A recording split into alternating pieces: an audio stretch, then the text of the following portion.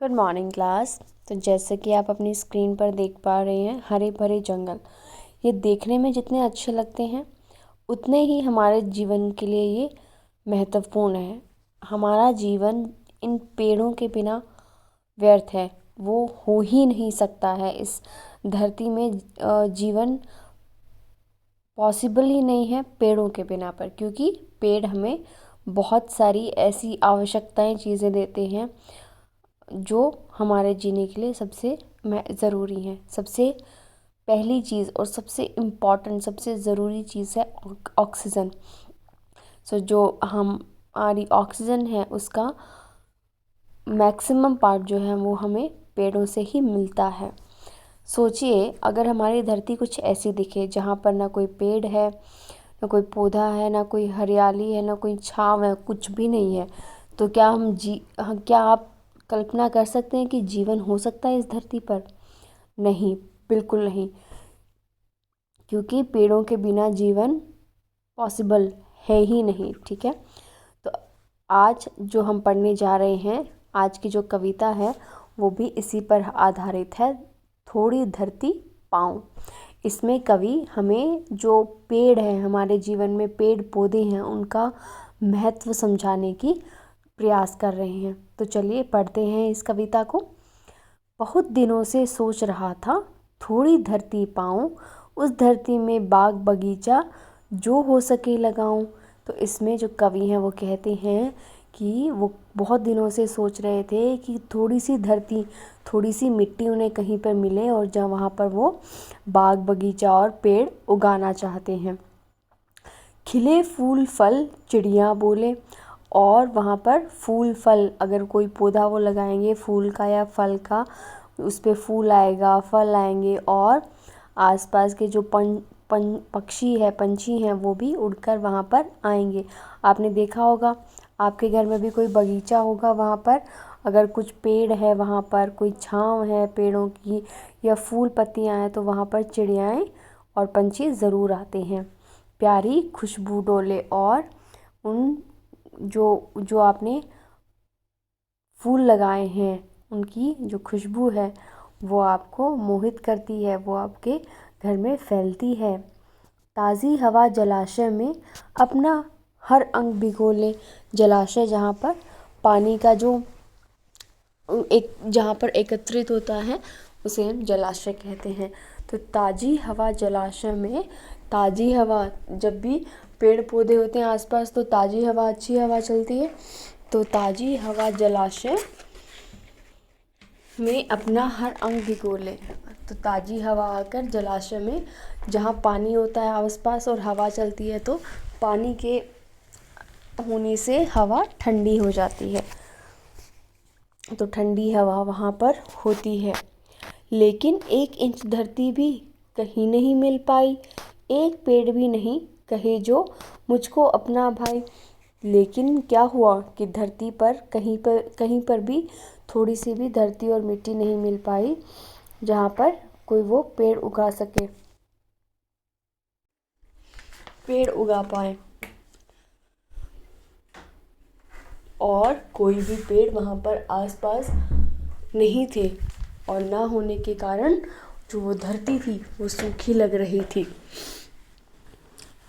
हो सकता है पास तुम्हारे अपनी कुछ धरती हो, फूल फलों से लदे बगीचे और अपनी धरती हो। तो यहाँ पर कवि कहते हैं कि हो सकता है कि आपके आसपास कोई थोड़ी बहुत धरती हो जहाँ पर खूब सारे फूल और फल लगे हों, जिससे जो आपका बगीचा है वो खूब फूलों से और फलों से लदा हुआ है, और आपको वो जो धरती है, वो जो ज़मीन है, उसे आप अपना कह सकें। काफ़ी लोगों के पास आसपास ज़मीन होती है ना, आसपास घर के आगे आंगन में या घर के पीछे के आंगन में, जहाँ पर लोगों ने पेड़ लगाए होते हैं, फूल फल बगीचे लगाए होते हैं, जिसे आप अपना बगीचा कहते हैं, जो कि आपकी धरती होती है ना। हो सकता है कहीं शांत चौपाएं घूम रहे हों, हो सकता है कहीं सहन में पक्षी झूम रहे हों, हो सकता है कहीं शांत चौपाए घूम रहे हों। चौपाए घूम रहे हो मतलब पशु पक्षी घूम रहे हो। चार पैरों वाले जो पशु होते हैं, चौपाए, चार पैरों वाले जो पशु होते हैं वो घूम रहे हों, कहीं पर घूम रहे हों। क्योंकि जहाँ पर खूब सारे पेड़ होती हैं, आसपास छाँव होती है, वहाँ पर पक्षी जो पशु हैं वो घूमते हैं, वहाँ पर बैठना चाहते हैं पेड़ों की छाँव में, क्योंकि उनके पास तो कोई घर होता नहीं है। तो उनका घर तो जहाँ पर खूब सारे पेड़ हैं, छाँव है, वो वहीं बैठकर आराम करते हैं। हो सकता है कहीं सहन में पक्षी झूम रहे हों। सहन में पक्षी झूम रहे हो, सहन माने आंगन, कहीं आंगन में पक्षी झूम रहे हो। आपने देखा होगा, अगर आपने आंगन में पेड़ पौधे लगाए हैं तो वहाँ पर पक्षी ज़रूर चहचहाते हैं, वहाँ पर ज़रूर पक्षी आते हैं। अगर आपके आंगन में पेड़ ही नहीं होगा, कुछ कहीं छाँव ही नहीं होंगी, तो पक्षी कहाँ आकर बैठेंगे, है ना। पशु पक्षियों का तो कोई घर नहीं होता, उनके घर तो वहीं जहाँ पर उन्हें पेड़ पौधे दिखते हैं वहीं पर वो अपना घर बना लेते हैं।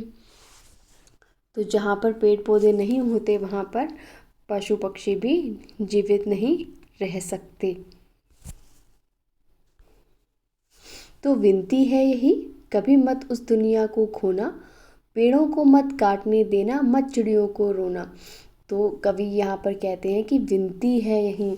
विनती माने वो प्रार्थना कर रहे हैं आपसे, कि प्रार्थना है उनकी आपसे कि कभी मत उस दुनिया को खोना, कभी भी उस दुनिया को मतलब ख़त्म नहीं करना, पेड़ों को कभी भी मत काटना, और मत चिड़ियों को रोना, ताकि ना कि चिड़ियों पेड़ काटने की वजह से चिड़ियों को कभी रोना ना पड़े, क्योंकि चिड़िया का घर तो पेड़ पर होता है। अगर आप पेड़ ही काट दोगे तो चिड़िया का घर भी नष्ट हो जाएगा। तो पेड़ों को कभी मत काटना और चिड़िया को इससे कभी रोना ना पड़े। तो पेड़ों को कभी हमें काटना नहीं चाहिए, बल्कि हमेशा पेड़ों को उगाना चाहिए, एक पौधा लगाना चाहिए। एक एक पत्ती पर हम सबके सपने सोते हैं, शाखें काटने पर वे भोले शिशुओं सा रोते हैं। एक एक पत्ती पर हम सबके सपने सोते हैं। तो यहाँ पर कवि पक्षी के माध्यम से, कि पक्षी क्या कहता है आपसे कि कभी पेड़ों को मत काटना, क्योंकि जो पेड़ों की एक एक पत्ती होती है उस पत्तियों पर पक्षियों के सपने सोते हैं। शाखें काटने पर वे भोले, शाखें मतलब जो पेड़ों की डालें होती हैं, है ना, ब्रांचेस जिसको आप इंग्लिश में बोलते हैं, अलग अलग डालें होती हैं, वो काटने पर भोले शिशुओं से रोते हैं। शिशुओं से मतलब बच्चों की तरह रोते हैं। तो जैसे बच्चे रोते हैं उसी प्रकार वो भी रोते हैं। पेड़ों के संग बढ़ना सीखो, पेड़ों के संग खिलना। जैसे पेड़ बढ़ते हैं जब आप उन्हें उगाते हैं तो वो बिल्कुल छोटे से होते हैं, और वो धीरे धीरे कैसे बढ़ जाते हैं और बड़े हो जाते हैं और खिल जाते हैं, खूब सारी पत्तियां उन पे आ जाती हैं। तो आप कवि कहता है कि आप लोग भी पेड़ों की तरह बढ़ो और खिलो, पेड़ों के संग इतराना, पेड़ों के संग हिलना। जैसे पेड़ हवा के झोंकों से इतराते हैं और हिलते हैं, उसी तरीके से आप भी जीवन में खूब हिलते रहो, हंसते रहो, खेलते रहो, इतराते रहो। बच्चे और पेड़ दुनिया को हरा भरा रखते हैं। जिस तरीके से बच्चे चहचहाते हैं और अपने चंचलता से सबको खुश रखते हैं, और पेड़ भी उसी प्रकार दुनिया को हरा भरा रखते हैं। नहीं समझते जो दुष्कर्मों का वे फल चखते हैं।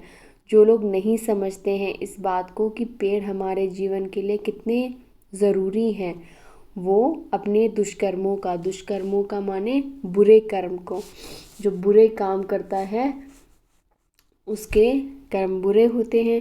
तो जो बुरे काम करता है, पेड़ों को काटता है, वो फिर अपनी ज़िंदगी में बुरा ही पाता है। आज सभ्यता वहशी बनी, आज सभ्यता वहशी बनी, पेड़ों को काट रही है, जहर फेफड़ों में भरकर हम सबको बांट रही है। जो सभ्यता है, जो सभ्यता, हमारी सभ्यता क्या होती है कि जिस तरीके की जीवन शैली हम आजकल जी रहे हैं, वो क्या बनी है, वहशी बनी है, असभ्य बनी है, पेड़ों को काट रही है। हम अपने मतलब के लिए पेड़ों को काटे जा रहे हैं, अपने ज़रूरतों के को पूरा करने के लिए अंधाधुंध पेड़ों को काट रहे हैं। मान लीजिए आज हमने 100 पेड़ काटे, पर हम कहते हैं कि हमने 100 पेड़ लगा भी दिए साथ में, लेकिन जब हमने जो पेड़ काटे हैं और जो लगाए हैं, वो पेड़ कितने ही सालों में बड़े होंगे और हमें फिर से वही हवा देंगे, है ना। उनको तो करने में बहुत साल लगेगा, उन सालों में तो हमने इतना नुकसान कर दिया ना। तो इसलिए पेड़ों को काटना, अंधाधुंध काटना पेड़ों को अच्छी बात नहीं है, क्योंकि उन्हीं से जो स्वच्छ हवा है वो हमारे अंदर जाती है। अगर हम उन्हीं को काट देंगे तो हम किस तरीके से कैसे जो स्वच्छ हवा है वो पाएंगे।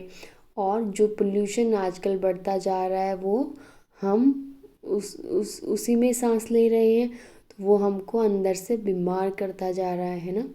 तो जहर फेफड़ों में भरकर का मतलब है कि वही सांस हम ले रहे हैं। अगर हम पेड़ों को ही काटते जाएंगे, उस पोल्यूशन में हम सांस ले रहे हैं, तो हमारे अंदर भी वो गंदी हवा जा रही है, जिससे हम अपने आप को ही बीमार कर रहे हैं और हम सबको यही हवा बांट रहे हैं। तो कवि इस कविता के माध्यम से आपको बताना चाहते हैं कि पेड़ हमारी ज़िंदगी के लिए कितने ज़रूरी हैं। हमें पेड़ों का ख्याल रखना चाहिए, क्योंकि वो हमारा इतना ख्याल रखते हैं, हमें स्वच्छ हवा प्रदान करते हैं, हमें फल फूल प्रदान करते हैं, है ना। तो इसी प्रकार पर्यावरण का ध्यान हमें रखना चाहिए, क्योंकि जब हम पर्यावरण का ध्यान रखेंगे तो ही हम भी स्वस्थ रहेंगे। तो हमारे स्वास्थ्य के लिए पर्यावरण का स्वच्छ होना बहुत ज़रूरी है। ठीक है, तो आज हमने ये पोएम पढ़ी, कल हम इसका अभ्यास करेंगे और कल आपका ओरल एग्ज़ाम भी है, जिसमें आपका परिचय आपने तैयार करना है और आपको एक कहानी में सबसे ज़रूरी है आपने बताना कि आपको वो कहानी, जो भी कहानी आप सुनाएंगे, वो कहानी आपको क्यों पसंद है, उसका मोरल ऑफ द स्टोरी ज़रूर आपने बताना है कि आपको क्यों पसंद आई वो कहानी। ठीक है, थैंक यू।